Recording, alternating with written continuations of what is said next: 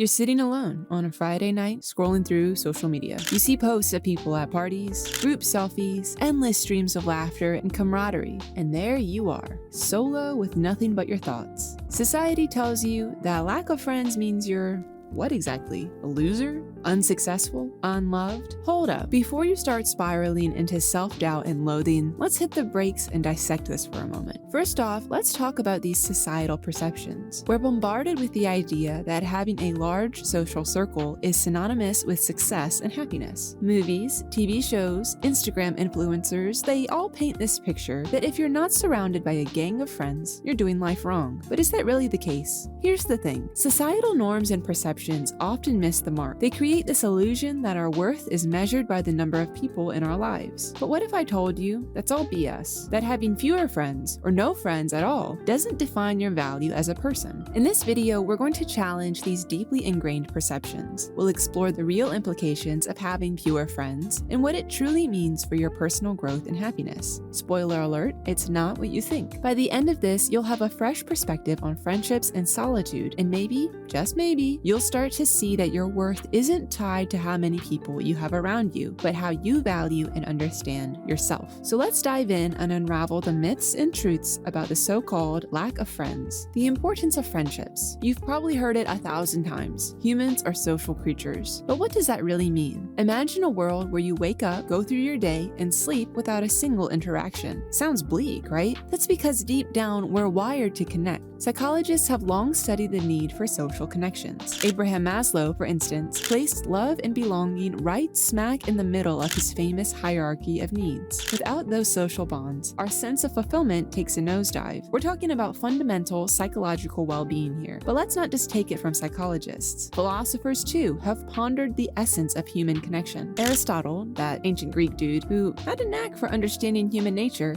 argued that friendships are essential for a virtuous and happy life. He classified friendships into 3 types, those of utility, pleasure, and virtue. And guess what? The highest form of friendship, according to him, is one based on mutual respect and virtue, the kind that enriches your life and helps you grow. Now let's break this down. Why are friendships so crucial? It's simple. Companionship and community provide us with support, validation, and a sense of belonging. These aren't just feel-good terms. They're essential components of mental health. Studies have shown that strong social networks can reduce stress, increase longevity, and even boost your immune system. Yep.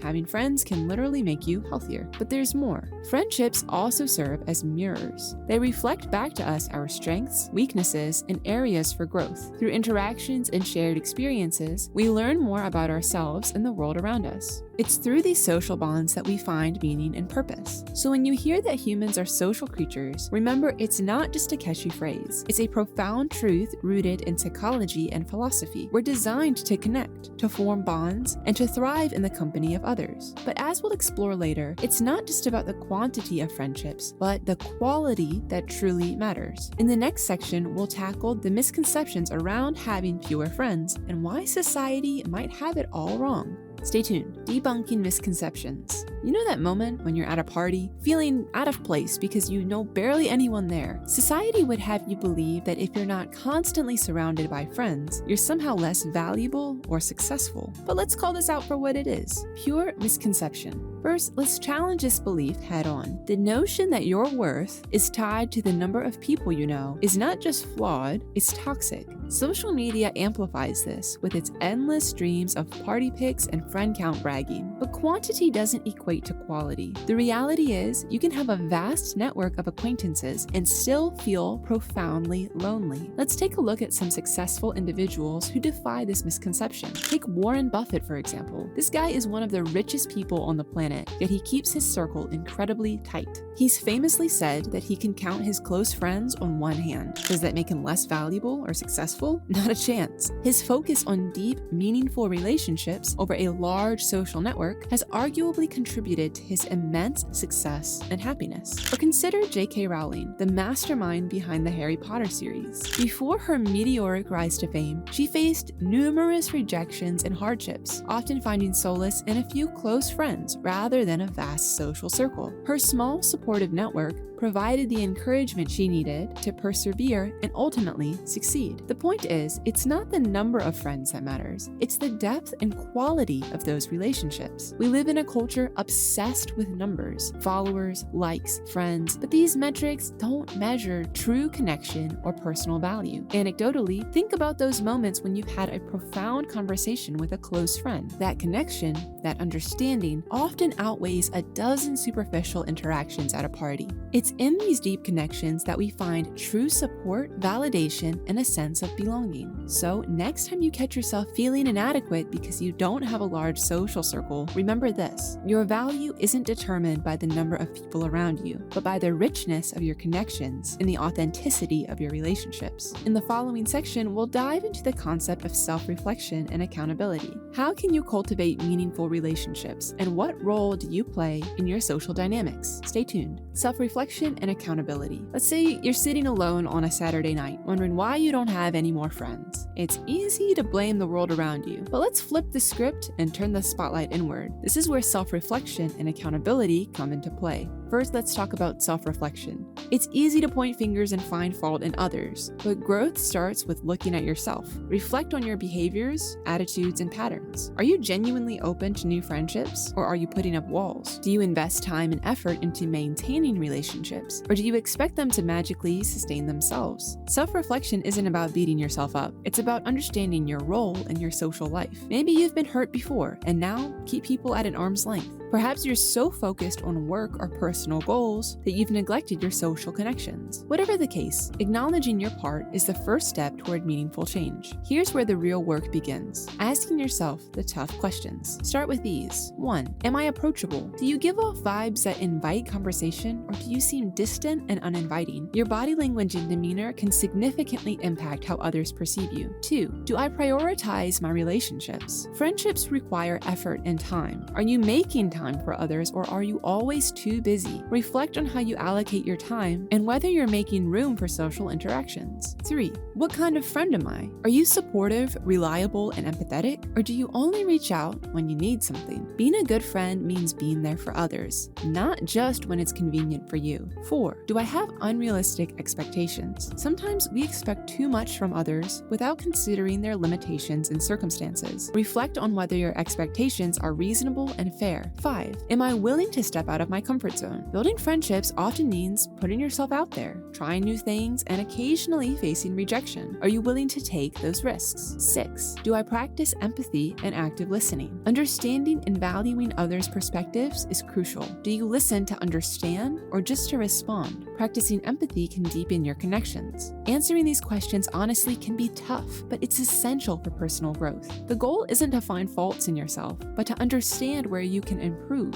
Friendships, like any relationship, require work. By taking responsibility for your actions and attitudes, you can create a more fulfilling social life. Next, we'll explore the value of solitude, why being alone isn't a curse, but an opportunity for profound personal growth. Stay with me. The value of solitude. Imagine waking up to a quiet morning, no notifications, no plans, just you and your thoughts. For many, solitude can feel daunting, like an echo chamber of loneliness. But what if we flip that narrative? What if solitude isn't a curse, but a powerful tool for personal growth? First, let's talk about the benefits of solitude. When you're alone, you have the space to reflect, to dig deep into your thoughts and emotions without external distractions. It's in these moments of quiet that we often find clarity. Solitude allows you to reconnect with yourself, to understand your desires, fears, and motivations. Think about the creative minds throughout history: writers, artists, philosophers who have sought solitude to fuel their work.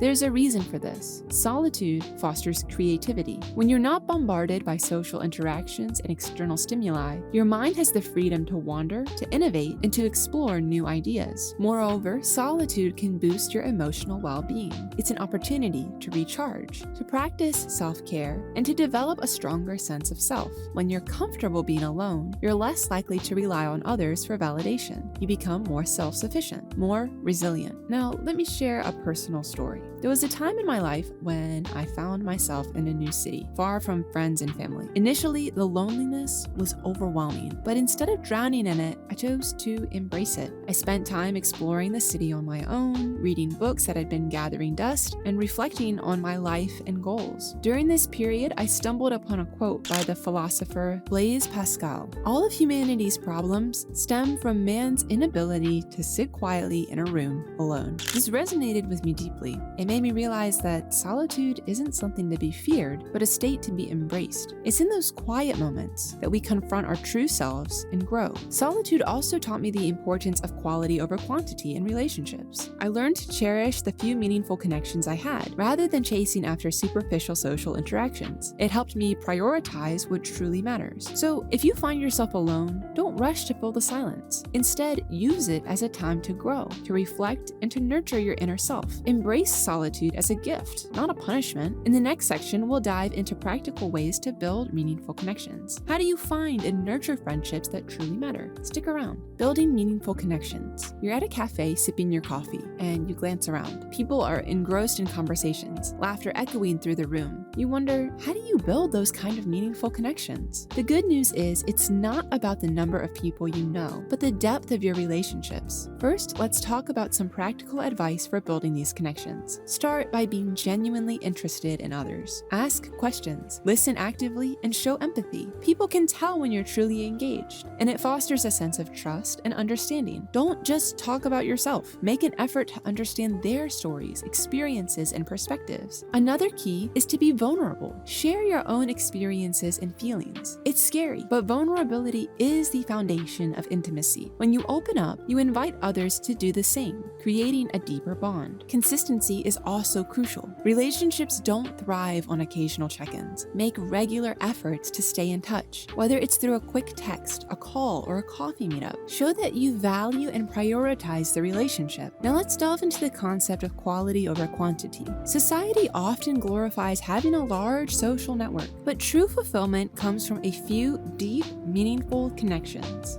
It's better to have a handful of friends who truly understand you and support you than 100 acquaintances who barely know you. Focus on building relationships that add value to your life. Surround yourself with people who inspire you, challenge you, and support your growth. These are the connections that matter, the ones that will stand the test of time. So how do you find like-minded individuals? Start by pursuing your interests and passions. Join clubs, attend events, and take classes related to your hobbies. When you engage in activities you love, you naturally meet people who share similar interests. Online communities are another great resource. Whether it's a forum, a social media group, or a virtual meetup, there are countless ways to connect with people who have similar passions. And don't forget to step out of your comfort zone. Attend social gatherings, even if it feels awkward at first. The more you put yourself out there, the higher your chances of meeting someone you resonate with. Building meaningful connections takes time and effort, but it's worth it. Focus on being genuine, vulnerable, and consistent. Prioritize